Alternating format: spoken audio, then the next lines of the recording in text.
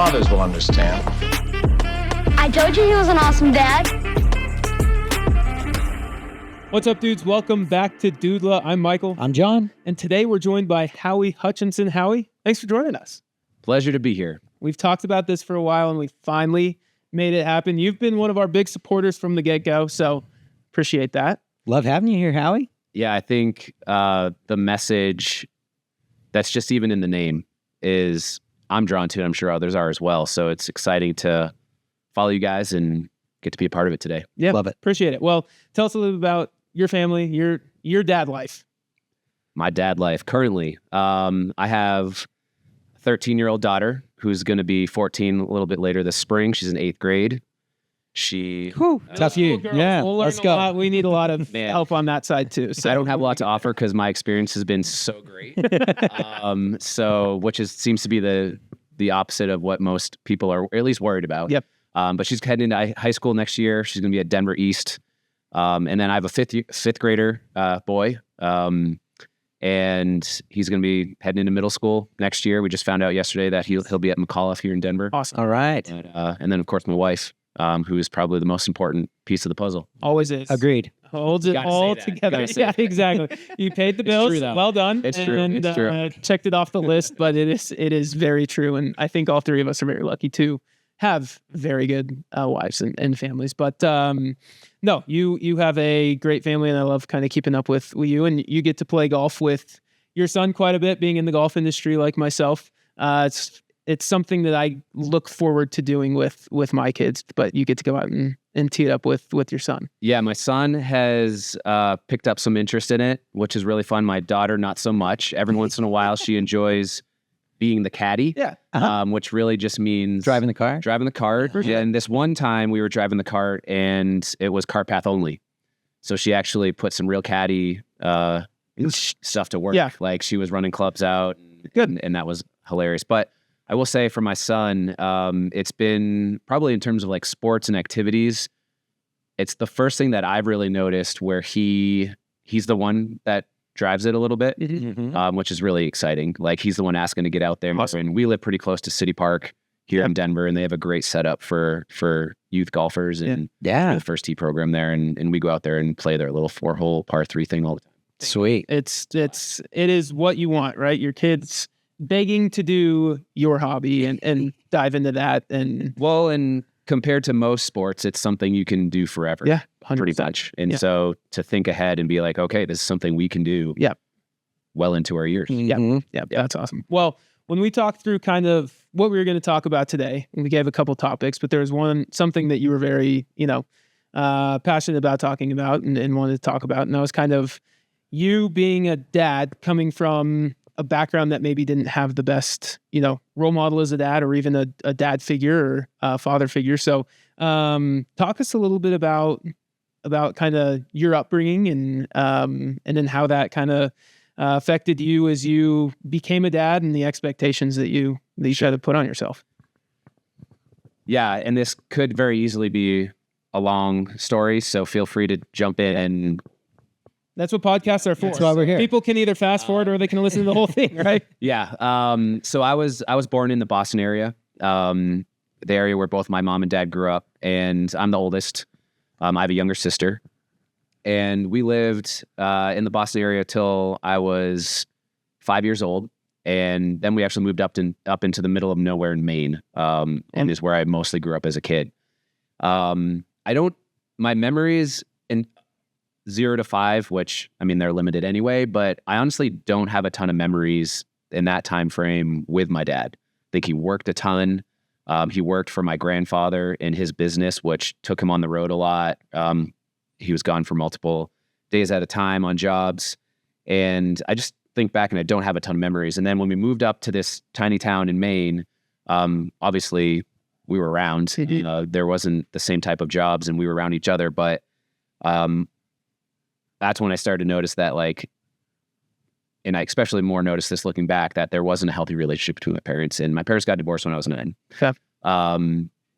And yeah, you could dive into that a lot more. But, we still lived in this tiny town, and my parents made their arrangements of like most families do, of like when kids are going to spend time with each parent. And I mean, it was a small town, 1,000 people lived there. So the arrangement was that we would see my dad every other weekend. And I've learned as an adult that, and this is what's interesting. Like, I've had a chance to hear the story, the version from my mom, and the version from my dad. But growing up, I only ever heard her side, or what I created for myself, which wasn't a great story as it pertains to my dad. And so I'm really thankful, and maybe we can come back to some of this a little bit later, but thankful for the opportunity to have been able to talk to my dad. No kidding. So anyway, from the age of 9, I mean, really before that, felt like it mostly was in a single parent household. Yeah. And my dad, he was the kind of dad that make the arrangements for us to come over on those weekends, kind of hang out. I might see him every once in a while at my sporting events that I, as I played sports as I got older, but wasn't like hanging out after and talking to me. I just like see him in the crowd, and then, he'd be gone, type of thing. Again, learned more about the why around that later on. And then my mom got remarried. Both my parents actually eventually got remarried, but my mom got remarried when I was 12 to a wonderful man, and stepped in as a stepfather. The one thing that I wish I had told him earlier or at all was like, dive in deeper. Like, don't be afraid of whatever those like stepfather, don't want to step on the toes stereotypes are. But he was a great guy, good guide in my life, baseball coach through high school and stuff like that. Oh, great. But that's the high level childhood version. Yeah. So you had this experience. You've got a dad that is sort of on the fringes, it sounds like, during those like formative 9, 10, 11, 12 years. And so what did you feel like you had a father figure to kind of like look up to during that time? Or because he was kind of on the fringe, did it feel like you were kind of figuring some of these things out as you're becoming a boy, a young man? Was you figuring that out on your own? Was that like mostly figuring it out on my own, or from my peers? Yeah, which is not ideal sometimes, right? And I mean, if you think about some of them, what if we were to list out some of the most formative topics and things to like go through as a boy in those? How to shave? Is that on the list? That was elementary, through middle school. A lot of changes happening. A lot of changes, and my son, who's 11, he's in that stage right now, and it's interesting for me to reflect on like, what the heck was I going through, and what did I have available to me as a father figure model during that time? And it wasn't a lot. When I think about role models and father figures, like the person that, other than my stepdad, the person that comes to mind didn't come into my life until high school. Okay. So during those years, you brought up shaving, totally figured that out on my own. Impressive. That was before YouTube and stuff too. I haven't shaved with a clean razor or a straight razor in a long time. Mostly because I still look like I'm 5 or 12 if I do. But also, it's not really because I never learned how. But you know what I'm trying to get is like, you just figure it out. And I didn't know any different at the time. Sure. You're just living life. Yep. Yeah, you're just doing it, and all of a sudden you're like, wait a second, like, someone's supposed to have shaving cream razor around and figure out what to do. Yeah, sure. It might also be helpful to name a couple of other things that maybe as an adult you're reflecting. What are some other things that maybe you didn't feel like you had access to on that like blueprint of how to be a man? Yeah. Well, how to be a man. I mean, that's just a whole nother thing. Yeah, sure. Itself. But I think, in no particular order, like you think about things like, man, I'm trying not to just go down this rabbit hole of like defining like what masculinity is and things like that. That's a whole nother episode. Sure. Yep. But I mean, like how to navigate. I'm just thinking about. I'm thinking about things that my son's going through right now. For sure. Navigating relationships with boys and girls, friends. Starting to think about like what a romantic relationship might look like. Yeah. Navigating sports. Yeah. How to be a teammate. How to have work ethic. even, academics. I mean, literally everything. Yeah. So this is why like God designed like the family unit the way it is like there's something for every person in the family unit to provide the kids or everybody, right? Yep. Like whether that's mom, dad, siblings. And so when one of those things is removed, as a child, you're missing something. For sure. Or you have to feel like you got to pick it up. Yeah.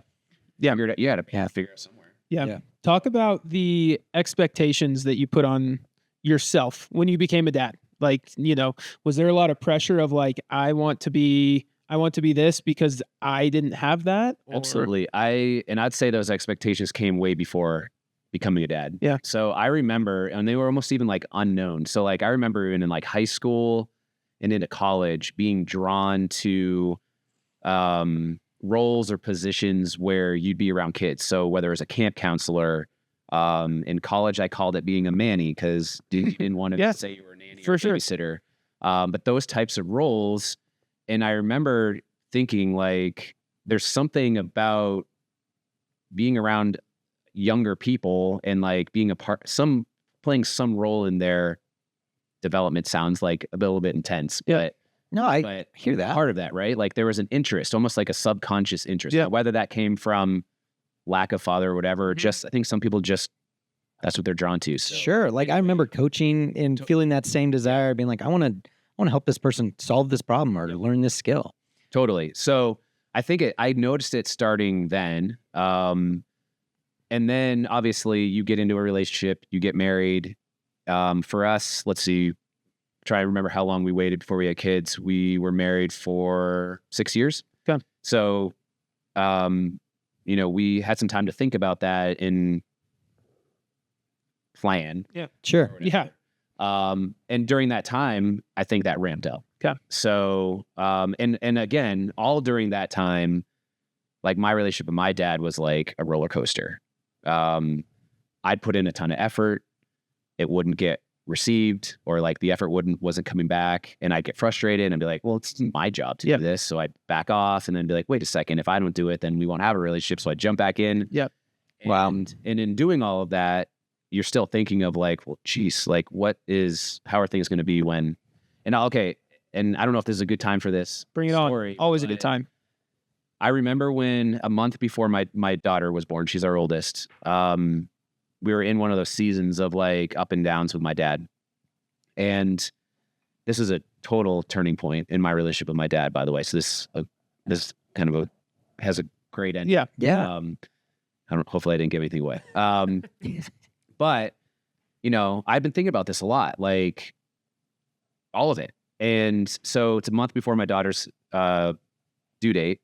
And I reach out to my dad and I basically say, this is like the hardest conversation I've ever had, I think, with anybody in my whole life. I say, Dad, if our relationship is going to continue to look like it has over the last 20 years, I was 30 years old. Yeah. I don't really want to invest into you having a relationship with my kids. Yeah. I mean, I say that now and I'm like, man, that's coming out way easier than it did in that conversation. Yeah. That's pretty like heavy thing to say. Wow. And we had a conversation, and it was like, there was tears and it was hard. And we ended the conversation, and I remember I followed up because like, I don't know if I got my point clearly. I followed up with an email, and my dad's not a big like communicator at all, but he responds, and all of the emails, and I mean, this is long email that I write, and his response is, we'll work on it. And I'm like, okay, I think that's positive. Yeah. Yeah. But what happened was, my daughter was born, and all of a sudden we're communicating at a level and differently than we ever communicated before. Yeah. So sharing photos, and it's not just photos of my daughter, but it's like projects we're working on. And we're having calls, and we're not just doing the like call on birthday and call on Christmas anymore. Yep. And I mean, so that was almost 14 years ago. So the last 14 years has been this like, so that's the good news. Wow. That's awesome. just like, there's opportunity. And to fast forward to Sunday morning, gold medal game for kids hockey. My dad is he's still in Massachusetts now. Big hockey guy, loves watching hockey, probably watches every Bruins game. And And I was like, this would be a cool opportunity for us to engage. So I like, game was on at like 6 a.m. for us here in Denver. So I wake up and we're just texting the whole game. And it's just like, I'm reflecting on all of this. Like, Wow. is this what I would have envisioned or wanted as the like relationship with my dad? Maybe not. Yeah. But at the end of the day, I think we all learn to like respect or be grateful for what we have. Yeah. Yeah. Which leads me into another thing, but I don't necessarily want to do all the talking here. That's why we have you on. Okay. Because one of the other things with this is like, it's really easy when you're in a situation, it doesn't feel like it's good or healthy. You're like, when I do this, I'm going to do it better. Yeah. And I'm going to do it different than my dad did. And I've learned that that's not necessarily the healthiest way to go about it. Tell me more about that. So basically, because all of your motivation is based on negativity, right? Something that didn't exist. Yeah. And now I don't think it's unhealthy to ignore that void that existed. But if that's the basis for every decision you make and how you are going to be, I don't think that's the healthiest way to go about it. It's like It's balance, setting your right? motivations in spite of somebody or in spite of an experience Yes. versus being motivated. Now, my wife is fantastic. Like we've already alluded to, all of our wives are fantastic. She's a mental health therapist and has a successful practice. It does really well. At least I think so. I'm not very supposed to know about what she does, but she's in work and has clients. So things must be pretty good. Yep. Improving lives. So, all right, another great story here. Love stories. My dad was coming out to visit, and I decided that I was going to do a road trip to Aspen with my dad. Cool. Drive out to Aspen, stay the night, and drive back. And there were 2 questions that I was going to ask him on this trip. And I'm like prepping myself, talking to my wife about it. Like, and she's like letting me do my thing. And so let me see if I can remember what the questions were. Okay, so the first question was going to be, what's your version of the story? Like, all of it, right? Like I said before, I only really made up my own version or heard my mom's. Yep. And so I'm not hearing this from my dad until I'm like in my 30s. Okay. So what's your version of the story? Second question was going to be, why didn't you try harder to be a dad? Yep. Yeah. And I'm thinking like, Fair good questions, fair questions. Never got to the second one. The whole road trip, up and back, we only talked about his version of the story. And we had a great trip. And I came back and was like, dang it, I didn't really get to that second question. And I'm talking to my wife about it. And her response was, maybe it's okay that you didn't. And for better or for worse, maybe you got his best. Yeah. And I was like, wow. Like, and she was like, I'm not saying his best was great. Yeah. But maybe you got his best. Yeah.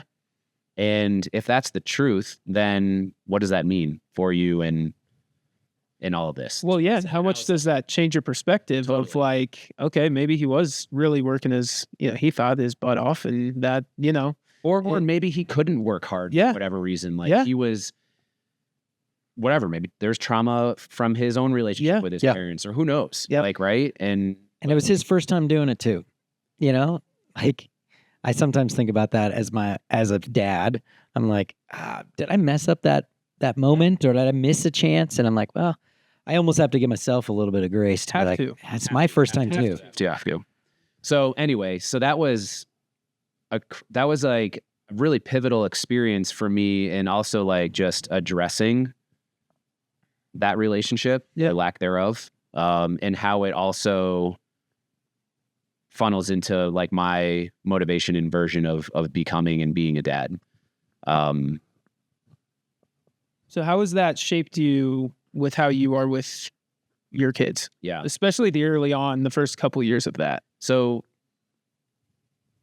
I think one of the things is presence. Like, and yeah, I think whether I learned this from what he didn't do well or on my own, or probably a combination of both, because we just always learn from our environments and experiences, but just presence, being around, like, especially in those early years, like there's not a lot of things you can do other than just Be there. Be there. Yeah. Like, you're not having a lot of conversations. Yep.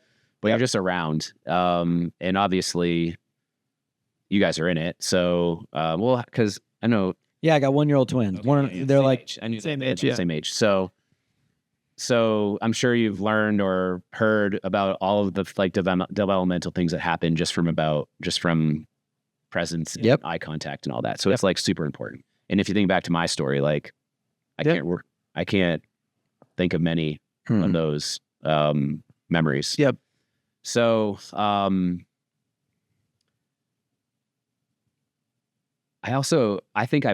I tend to put a lot of pressure on myself in this regard. And I just think because at an early age, I made a decision at some point that I was going to be the best dad. Yeah.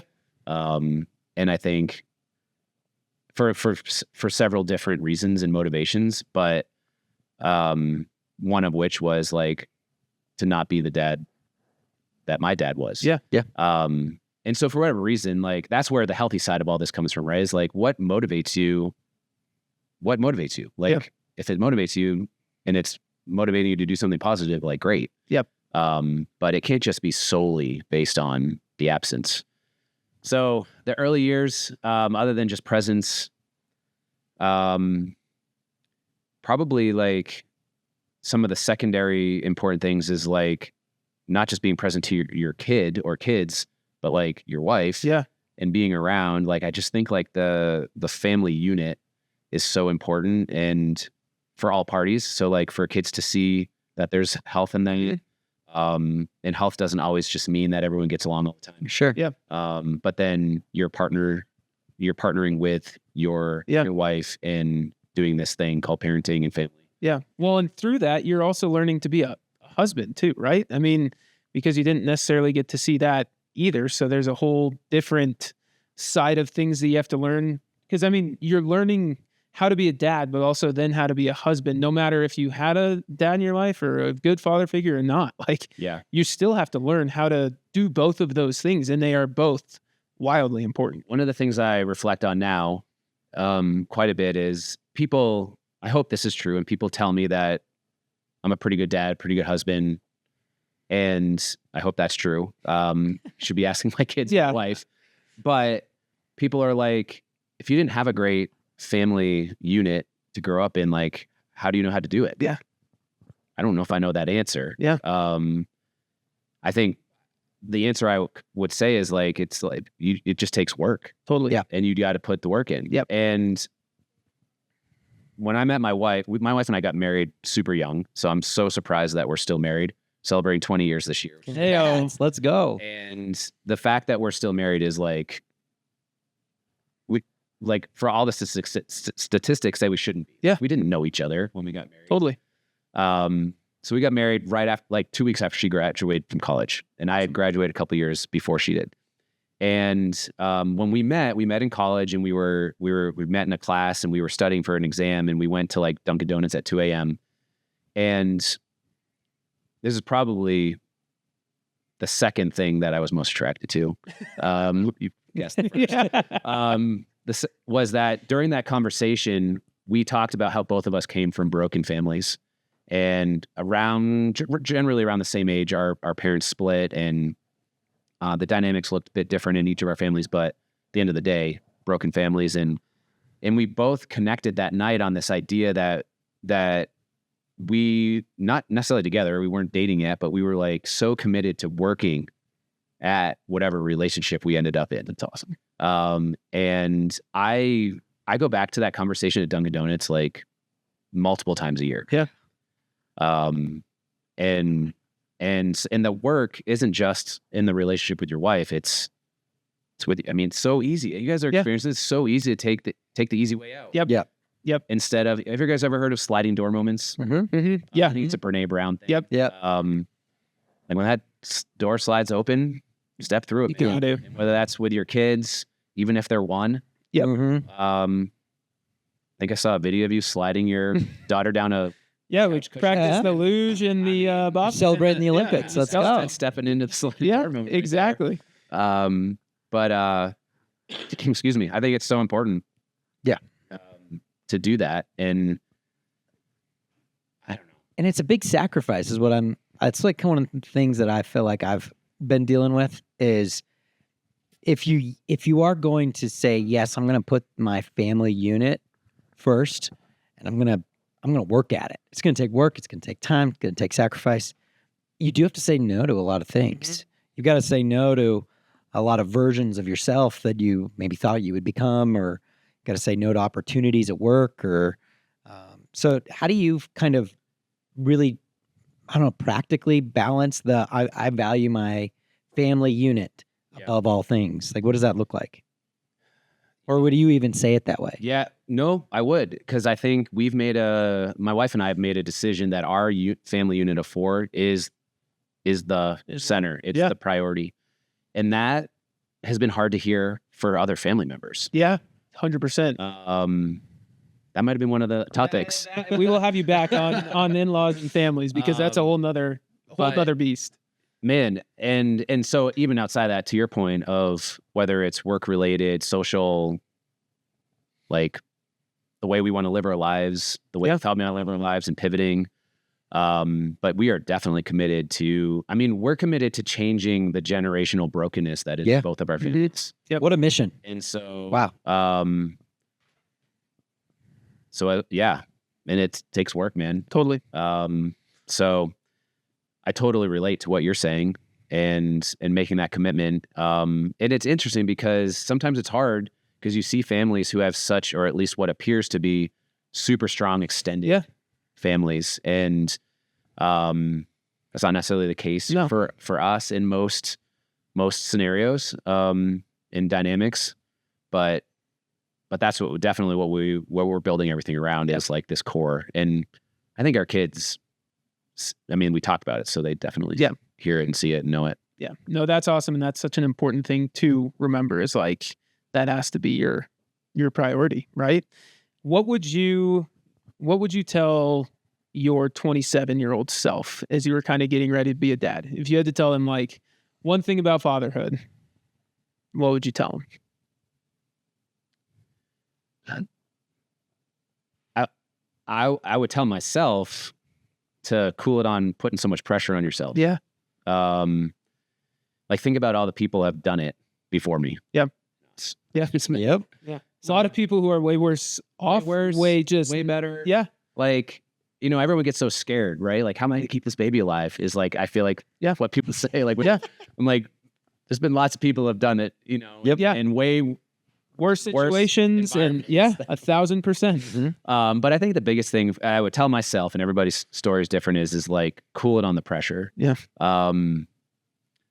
And something that comes up a lot, and we may have even talked about this some conversation, is the fact that you're even thinking about this stuff puts you way ahead of the game. 1,000%. You just need to find the right balance of pressure, so that it motivates you in the appropriate way, but doesn't like become overbearing or give you anxiety or, stress you out, and then ultimately sabotage your ability to be a good dad, good husband. Yep. Yeah.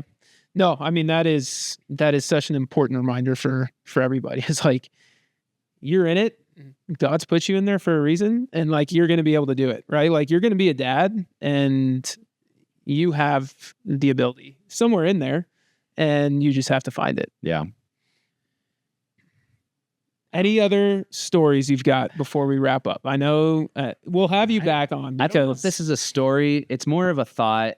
And I think it's a good conversation. Like, I have a daughter and a son. Yep. And one thing I ask myself a lot is like, I was framing this in the wrong way. I was like, do you like your son or your daughter? Yeah. It's not the way I can't pick favorites, right? Yep. But I think often, like, do I feel drawn to my son or my daughter more? Yeah. And it's an interesting thing to think about, because I think it's easier to be drawn to my son because I can relate as a male, being a son, whatever. Yep. We naturally have some similar interests. Like, he's now, like, in the last couple of weeks, he's like super into like sports cards. Cool. So he wants to find every like card store there is. Yeah. And I've started to look into it. I'm like, wow, collecting cards is like way different than it was in the 90s. Yep. Where you just went to Walmart and picked up the Topps thing. Yeah, or whatever showed up in your stocking. Your Easter basket. Exactly. Like what you had. Yeah. especially growing up in middle nowhere Maine, where you couldn't just like go down the street to a card shop. So that's interesting, but I also, and this is another thing I've learned from my wife, the dynamic between a father and a daughter is so important. And this is probably some of my wife's training as a therapist coming out, but she can like look back at some of her friends from like high school that she's still in touch with today, and she can almost like based on where their like self-confidence is, remember what the engagements were like between those friends and their dads. Wow. And was there some sort of like intimacy that would be appropriate and shown like when you're hanging out with at someone's house or whatever, like was there physical contact, a hug, or just the engagement? Did they tease each other? Did they joke? Was there biting comments, and kind of all along that spectrum? Yeah.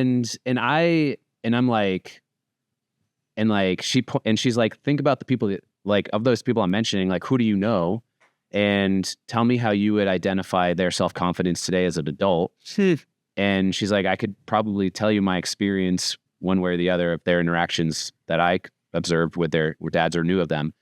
And I've just like, there's probably some truth in that. Like, I'm guessing, but I'm like thinking about it just in my own world of like connecting with my daughter. And I'm like, it's a good reminder, like, to just like lean into that. Yeah. Even if like most of the things my daughter's into like aren't the first things that I would decide to go do. Yeah. And that's probably even true for what you're starting to see, and it's going to continue on most likely. But like we have a special relationship, and it's just unique. Like each relationship's going to be unique, but I do feel like I have to put a little bit more effort and thought into what that looks like for my daughter than my son. So what you're saying is it's okay to belt Frozen in the car with your daughter. Frozen still a thing? Oh, it's a thing. Yeah. Yeah, it's definitely still a thing. It is. It is for my daughter too, because now in middle school, that's the performances they're doing. Yeah. Yeah. Is what are the kids relating to? So, yeah. And to like remind yourself, like, I got to lean in when I feel like it might be an easier conversation to hang out with my son today.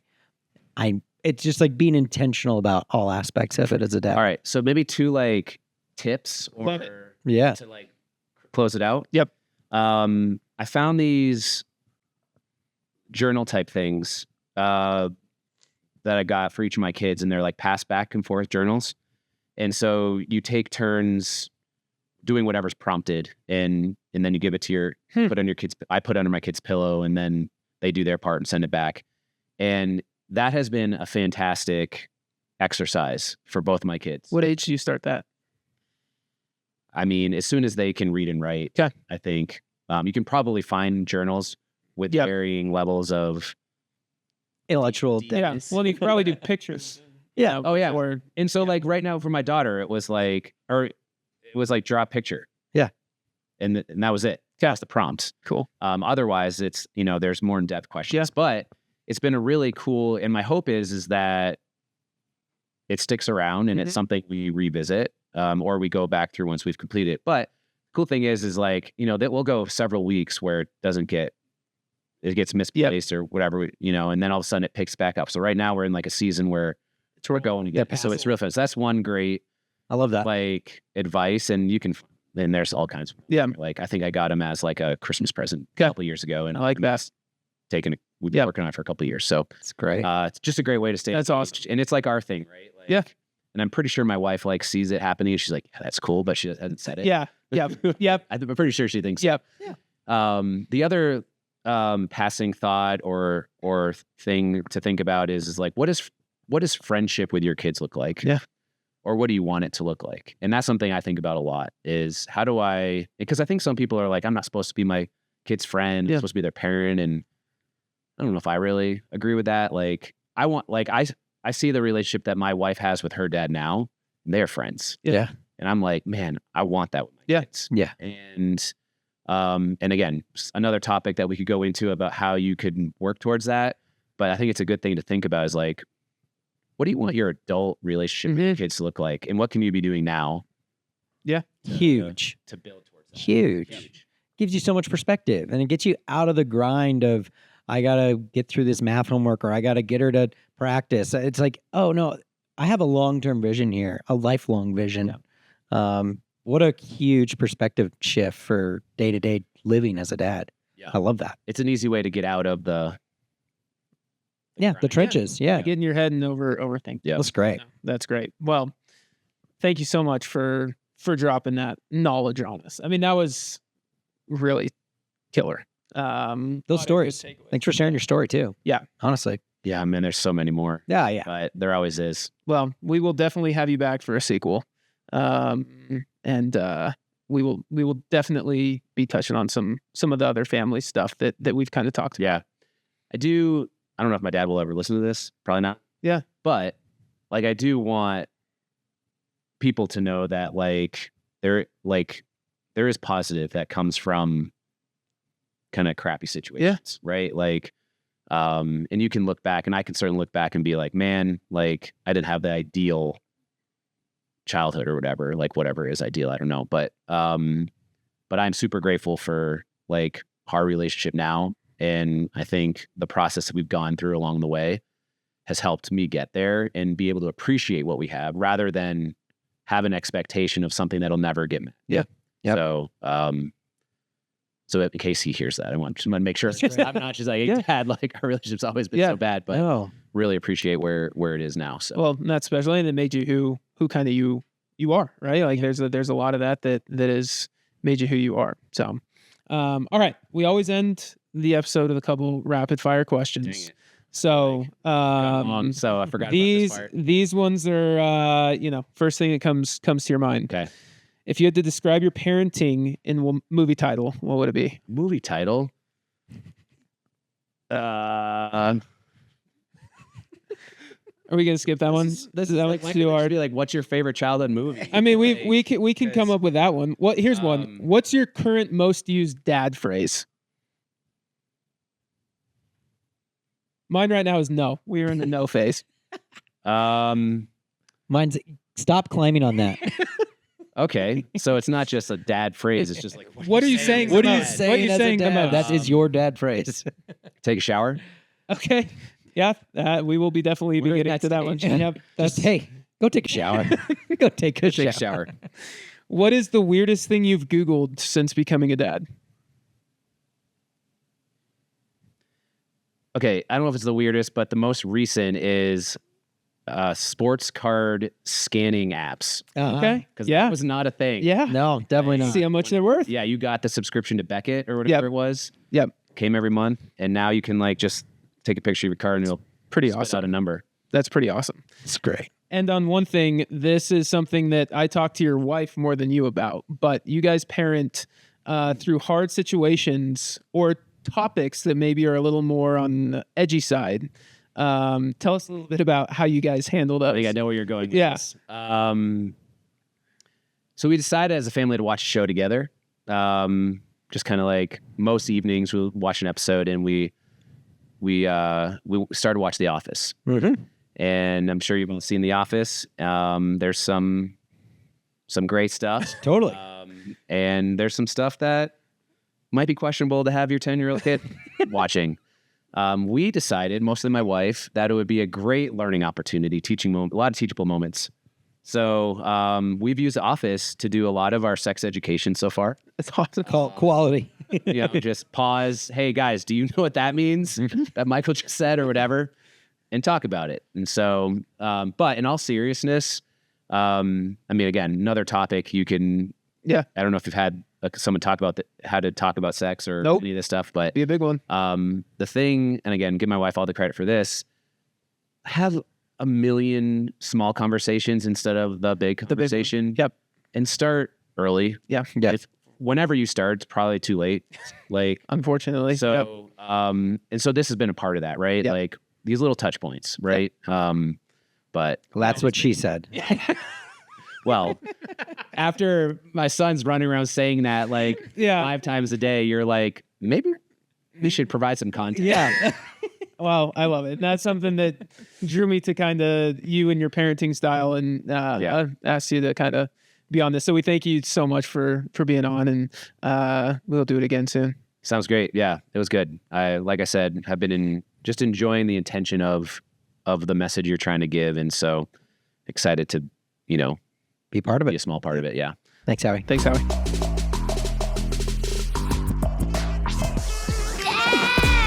Daddy out! Dad! It's a lot of lights, Dad. You fathers will understand. I told you he was an awesome dad.